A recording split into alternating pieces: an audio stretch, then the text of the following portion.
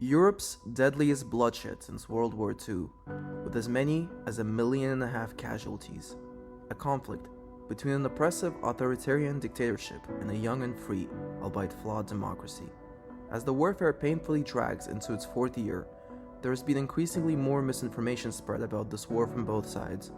In truth, very few people have a full, unbiased picture of what is really going on. For this reason, I have created this video to explore the complexity of the war that just doesn't seem to end, and ultimately evaluate whether the recently renewed push for peace by the Trump administration will succeed in saving millions of lives, or whether this region of the world is destined to turn into the next Israel-Palestine, a never-ending battle between two peoples who cannot seem to find a way to compromise. I believe this video essay is the most detailed analysis of the conflict on YouTube, and hopefully by the end, you will understand many details of the ongoing bloodshed in Ukraine and be able to form your own opinion about the future that Europe holds. Before I get started, if you like this video, I humbly ask you to subscribe to my channel. It's a brand new channel and I intend to do in-depth analyses of the most important topics in modern geopolitics and economics. So if you're interested in this sort of content, your subscription would mean the world to me. Feel free to also comment below about which topics you'd like to see covered in future videos. Thank you so much for all of your support, and let's begin.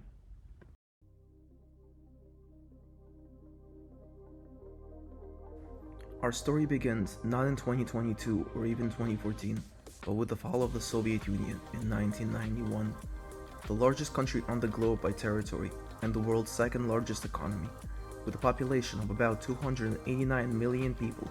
After years of internal turmoil, suddenly collapses into 15 independent republics. The Cold War is truly over. Democratic regimes are installed in many of the republics for the first time in history. After centuries of authoritarian rule, Eastern Europeans finally have rights to freedom of speech, to vote, and to own their own private businesses. Many feel the right to finally truly express their unique national identities for the first time. One of these young democracies is Ukraine. Blue and yellow flags waved through the streets as crowds cheered with joy on Saturday, August 24, 1991. Their nation has not been independent since August 1921, and even that period of autonomy was incredibly brief. In the eyes of Ukrainians, world history just turned a page. No longer would they be starved en masse by Soviet Premier Joseph Stalin Holodomor, or be forced to learn the Russian language and Russify themselves in other ways in order to have any chance for a future in the pro-Russian Soviet machine. Finally, Ukrainians could forge their own future, have their own republic which teaches and promotes their language, their culture, their history, and have its own economic and foreign policy independent of Moscow. In its first democratic election in almost the entire history of the land, the Ukrainians elected pro-independence candidate and head of the Ukrainian Soviet Republic, Leonid Kravchuk, as their president. Kravchuk expressed pro-European sentiment, welcoming the idea of NATO expansion and supporting an immediate Ukrainian membership in the alliance. This is one side of the story.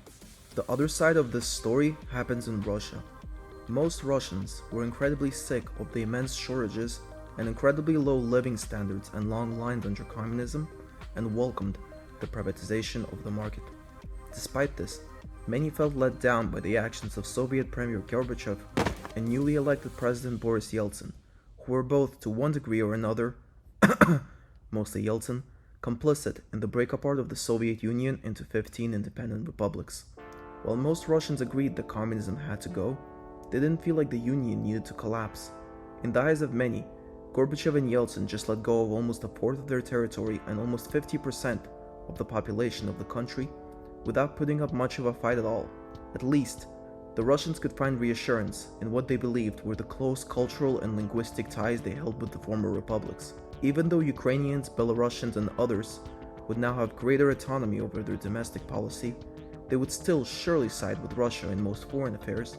Moreover, the United States-led NATO alliance still stopped in Germany, multiple countries away from the Russian borders. Russians assumed it would stay that way, and Yeltsin believed that the US Department of State had assured him that there would be no NATO expansion eastward. This was most likely a result of a miscommunication between Yeltsin and the US Department of State, as it never officially committed to current NATO borders. In the meantime, across the ocean, a great anxiety was spreading across the White House. While you might intuitively think that President George H.W. Bush and the American leadership team would be delighted to find out that their greatest geopolitical rival had just collapsed, in reality, this was far from the case. The reason was simple. In 1990, there was one large union with a relatively predictable leadership holding nuclear weapons. In 1991, now there were 4 separate republics possessing nukes: Russia, Belarus, Kazakhstan, and Ukraine. Nobody knew who could come to power in these regimes and how responsible that person would be with handling the deadliest weapons the world ever produced. In late 1991, the United States, with the support of much of the Western world, began putting economic pressure on Belarus, Kazakhstan, and Ukraine to let go of their nuclear weapons. In combination with the already fragile and greatly unstable economy that was still adjusting to the Soviet collapse, this pressure had much effect. Ukraine's GDP collapsed from almost $80 billion in 1990 to $74 billion in 1992. On the 6th of May 1992, Leonid Kravchuk traveled to the United States to meet President Bush, with Bush pressuring Kravchuk to give up Ukraine's nuclear warheads. The negotiations dragged out for 2 years. Although Ukraine was reluctant to give up its nukes, by 1994, its GDP collapsed further to a measly $53 billion. It looked like the country's hands were getting tied. By this point, Bush lost re-election and was replaced with Democrat President Bill Clinton, who continued Bush's policy of pressuring the independent republics to give up their nukes. Similarly, Leonid Kravchuk lost re-election to his former Prime Minister Leonid Kuchma, who adopted a policy of multi-vector, which is essentially a foreign policy which tried to balance relations and get along with both Russia and the West. Ultimately, the negotiations culminated in the Budapest Memorandum of December 1994. In this agreement, Ukraine were to give up its nuclear weapons. In exchange, the United States would remove sanctions from Ukraine and give the country a line of credit. Moreover, the United States, the United Kingdom, and Russia pledged to never use military force or economic coercion against Ukraine, respect Ukraine's existing borders, and provide limited security assurances to the country. Skip forward 5 years. How is Russia doing? Well, let's put it this way, not great. As a result of a sharp transition to a capitalist economy, low global oil prices, corruption, and economic mismanagement by the Yeltsin administration, the Russian economy was in the gutter. In the last 8 years, the country had undergone multiple financial crises, a sharp depreciation of the ruble, and hyperinflation of up to 900%. In 1990, Russian GDP was $517 billion. By 1999, it was just $196 billion USD. Moreover, Yeltsin had many corrupt scandals and multiple attempted impeachments. The cherry on top of all of this, despite Yeltsin's multiple warnings to US President Bill Clinton not to expand NATO eastward, in 1999, Poland, the Czech Republic, and Hungary were all admitted into the alliance. Yeltsin's approval ratings plummeted to as low as 2% in December 1999 amid a seemingly complete collapse of his administration. He was politically outmaneuvered by his Prime Minister Vladimir Putin, a relatively unknown politician just a couple of years ago, who hastily worked his way to the top through, let's just say, some slight political manipulations. Despite also being a promoter of private free markets, Putin was a very different politician from Yeltsin. Rather than seeing the collapse of the Soviet Union as the freeing of Russians from an authoritarian top-down communist regime, he saw it as a complete catastrophe, in which Russia lost half its people, and an event which resulted in Russia losing its superpower status. Putin was determined to make Russia a superpower again. In the meantime, in Ukraine, Leonid Kuchma was sending mixed signals. In 1997, he signed a treaty of friendship, cooperation, and partnership with Russia, and endorsed a round of talks for Ukraine to join the CIS, a Russian-led economic alliance. Then in 2002, he stated that he wants to sign an association agreement with the European Union and would ensure that the country meets all of its requirements by 2011. Next, he endorsed Russian as an official language of Ukraine. He then followed this up by signing a special partnership with NATO. Despite the Ukrainian president's bipolar behavior, the period of his presidency was probably the last time russo-Ukrainian relations were ever stable. Few could have predicted what was about to happen next.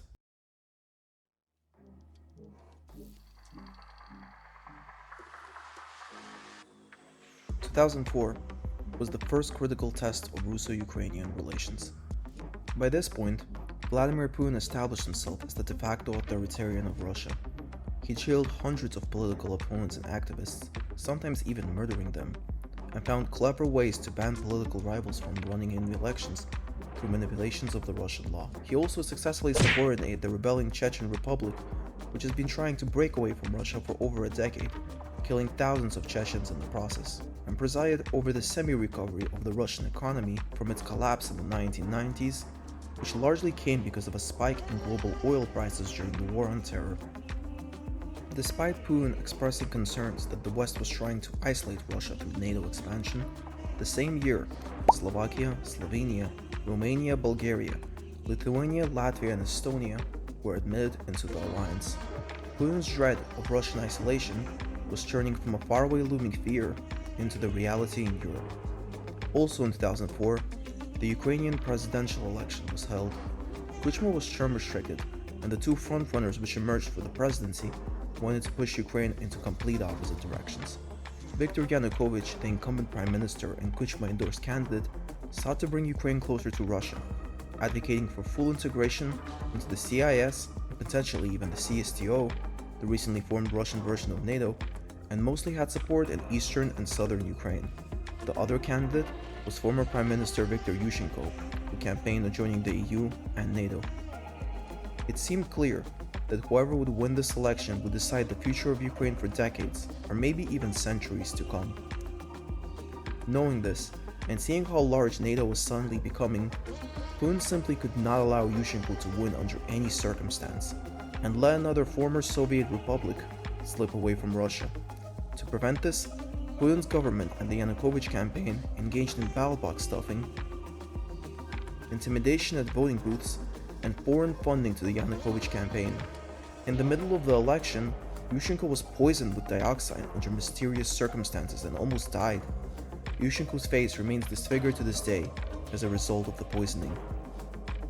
As election day approached, as the results of the most important election in the country's history came in, most Ukrainians were shocked. Against all exit polls, Viktor Yanukovych had won. But something was off. Voting irregularities were found everywhere in the predominantly pro-Yanukovych eastern region of the country. Every pro-Yanukovych region had remarkably high voter turnout, which was up immensely from the first round of voting. Donetsk, Yanukovych's home state, had an unprecedented 97% voter turnout, up 40% from the first round of voting, and some counties within the oblast had turnouts above 100%. Observers from 25 European countries and the United States concluded that the results had been tampered with and refused to accept them. On the 22nd of November 2004, massive protests erupted across many cities in Ukraine, starting a movement that would later become known as the Orange Revolution. The largest happened in Kiev's Independence Square, where an estimated 500,000 people marched in front of the main parliament building. As the winter progressed, it is reported that millions of people freezed in Independence Square, with daily demands for an election rerun. It is worth noting that there were some pro-Yanukovych protests in the stronghold of eastern Ukraine as well, demanding for the election results to be certified immediately. Despite the protesters' efforts, the Central Election Commission, which was also accused of collaborating with the Yanukovych campaign to fabricate the results, certified Yanukovych as the election's winner. In response, Yushchenko declared a national political strike. In response to the mass protests, the Ukrainian parliament passed a motion of no confidence in the Kuchma-Yanukovych government, but both refused to step down. With the crisis seemingly escalating out of proportion, on the 3rd of December, Ukraine's Supreme Court finally broke the deadlock, siding with the protesters and demanding a rerun of the election. Under intense scrutiny from domestic and international observers, Ukrainians went to the polls again. When the results came in for the second time, Yushchenko defeated Yanukovych by over 7%, and despite legal challenges by the Yanukovych campaign, Yushchenko was inaugurated president in January 2025. Crowds of people across the country erupted into enthusiasm, and the protests peacefully dispersed. All in all, 2004 was a major blow for Putin. NATO now engulfed most of the former Warsaw Pact, and many countries in his surrounding, including the neighboring Ukraine, now had strongly pro-Western governments. One other such country was Georgia, whose pro-Western government similarly made appeals to the EU and NATO. Putin felt like he had no other choice but to invade Georgia in 2008 and take away the regions of Abkhazia and South Ossetia from the young republic. Despite Putin's effort, pro-European sentiment remained among the Georgian public, and in 2009, NATO expanded once again, adding Croatia and Albania. In the meantime, Yushchenko promoted the Ukrainian language and made reforms and appeals to the European Union. Despite this, and perhaps much to Russia's delight, Yushchenko proved to be a very ineffective president, who constantly found himself in conflict with parliament and his prime minister Yulia Tymoshenko. Moreover, as the Ukrainian economy collapsed following the 2008 global financial crisis, and with little progress on his EU and NATO aspirations, Yushchenko found himself increasingly unpopular by the end of his term. Time came around for the 2010 presidential election. Yushchenko finished in an embarrassing 5th place in the first round of voting, and the election now looked like a contest between his pro-Western Prime Minister Yulia Tymoshenko and once again pro-Russian Viktor Yanukovych. In a major victory for Putin, this time around Yanukovych won fair and square. No dispute of election results, no protests. Russia finally had a staunch ally at the helm of the Ukrainian presidency. While Yanukovych stated during the election campaign that he aspired to join neither NATO nor the CSTO and wished for Ukraine to become a neutral state, his actions in office have seemingly pushed Ukraine away from NATO and closer to Russia. He promoted multiple agreements on sharing natural gas with Russia, extend Russia's use of Ukraine's naval base in Crimea, refused to admit Russia was to blame for the Holodomor, and attempted to make Russian an official language in Ukraine in some oblasts. Outside of foreign policy, Yanukovych was deeply criticized for his extensive, even laughable levels of corruption and authoritarian tendencies. While there are varying estimates, most put Yanukovych's embezzlement in the billions of dollars. His Versailles-sized mansion was equipped with an ostrich farm, a retro car museum, a yacht pier, an equestrian club, a shooting range, a tennis court, a golf course, a dog kennel, hunting grounds, a helicopter pad, and a small church. Yanukovych was further accused of press censorship and jailing his political opponents, most infamously jailing his 2010 presidential rival, Yulia Tymoshenko. Discontent with Yanukovych culminated in 2013. For over a year, Ukraine and the EU have been negotiating a free trade and association agreement. In August, the Ukrainian parliament overwhelmingly approved finalizing the agreement, and Yanukovych was set to sign it in November. Once again, Vladimir Putin felt the need to intervene. He began restricting Ukrainian imports and threatened hundreds of thousands of jobs if Ukraine signed the association agreement. He also offered more favorable trade terms if Ukraine ditched the agreement altogether and instead stuck with Russia. In a shock to the nation, a week before Yanukovych would attend the summit, he announced that he was pulling out of the association agreement. For the second time in just one decade, protesters began assembling in Kyiv's Independence Square, demanding Yanukovych sign the agreement, as well as opposing the new anti-protest laws, which were dubbed dictatorship laws. However, the main worry of the Ukrainian people was Ukraine's slow descent towards Russia under Yanukovych. Many were afraid that Ukraine was on a path to become a Russian puppet state, similar to what had happened in Belarus. By January, hundreds of thousands of people were marching through the central square, putting immense pressure on the Yanukovych regime. The standoff came to a climax between the 18th and 20th of February, when thousands of protesters who were advancing towards parliament were fired at by the police, with almost 100 people being killed. These 100 deaths are now known in Ukraine as the Heavenly 100. This violence sparked backlash from the protesters, who occupied multiple government buildings and now demanded Yanukovych's complete resignation. The man whose government shot 100 people. Moreover, the parliament turned against Yanukovych, forcing him to sign legislation, weakening the president's power and setting a date for early elections. However, seeing the ever-growing protests, the occupation of multiple government buildings, and the loss of support of parliament, on the 22nd of February, Yanukovych packed up his things and fled to Russia. As news spread of the president's abdication, the protesters erupted into cheers of happiness. Ukraine just had its second revolution to keep the same man away from the presidency for the second time.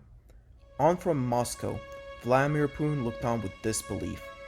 For the second time in a row, Ukraine was on the verge of falling into, or at least coming much closer to, Russia's sphere of influence. And for the second time in a row, a revolution in Kiev prevented it from happening. At this point, it became abundantly clear to the Russian authoritarian. Ukraine was on a path to join the West. Putin could tolerate NATO in Romania and in Poland, but he could never tolerate having NATO right on the Russian border. In his eyes, there was one and only one solution to the Ukrainian crisis. Russia needed to invade.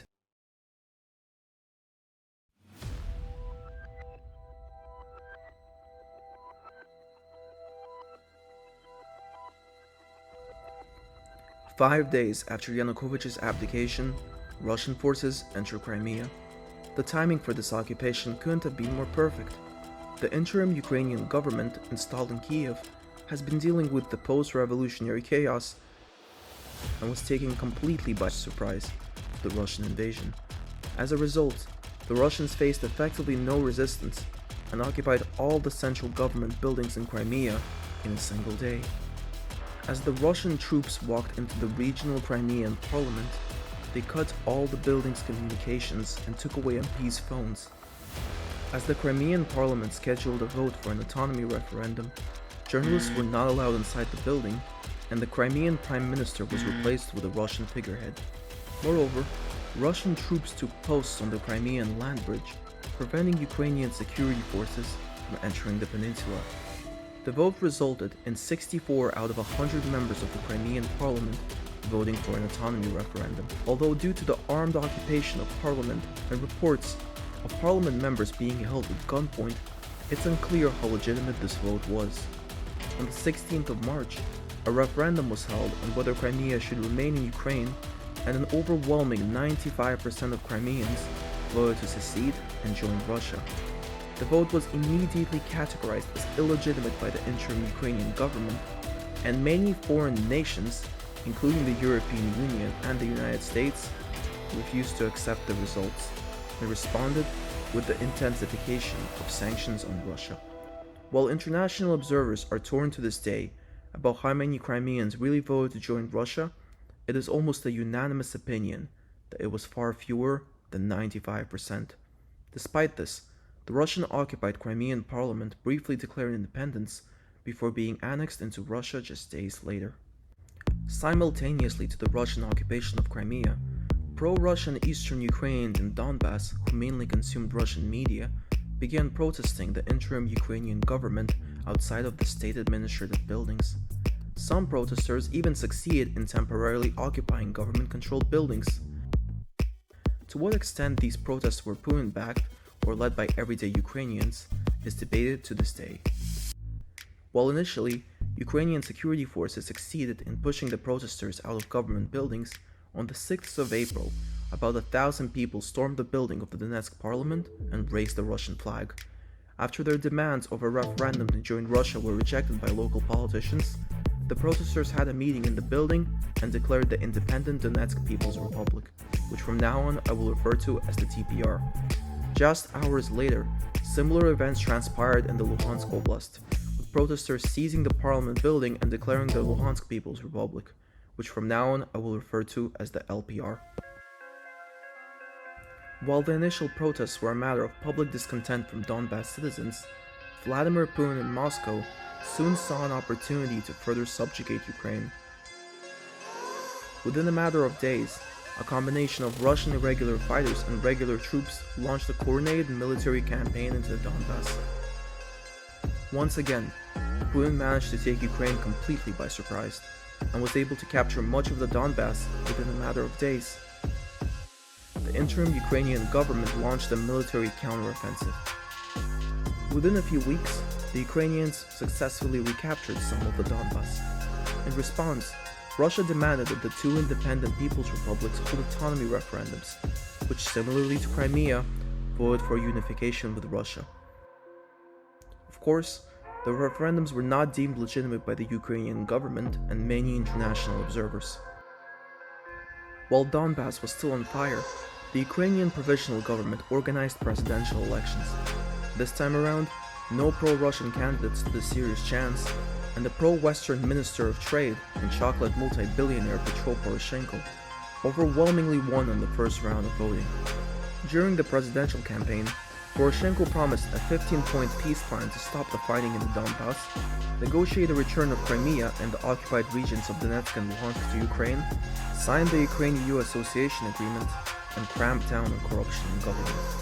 He also promised amnesty for every Donbas citizen who stopped resisting the Ukrainians. As Poroshenko took office, fighting in the Donbas was ongoing with intense battles along the front line. The situation further escalated on the 11th of June as Russian tanks crossed into the region. On the 20th of June, Ukraine had regained control of Yampil and Seversk. Following a failed weeks-long ceasefire by the Ukrainian government, a further blow was dealt to the Russian insurgents when the Ukrainians retook control of Slavyansk and Kramatorsk, some of the largest cities in the Donbas. On July 17th, insurgents of the DPR shot down a passenger jet flying over the Donbas, Malaysia Airlines Flight 17, killing almost 300 people who were on board. Both Ukraine and Russia blamed each other for the attack, and the strike would be investigated for years before the true culprit would become globally acknowledged. By July 22nd, the Ukrainians advanced further, recapturing Mayorsk, Severodonetsk, and Popasna. 2 days later, the Ukrainians regained Lysychansk, and by early August, they were approaching the regional capitals of Donetsk and Luhansk. Seeing the rapid advance of the government forces and the fall of the rebellion soon in sight, the leaders of the DPR and LPR called on Russia for further support. Putin responded rapidly, and on August 14th, 24 Russian armored carriers and hundreds of other military vehicles drove into Ukraine to protect the regional capitals in Donbas. By this time, Ukrainians were advancing into Luhansk city and were on the outskirts of Donetsk.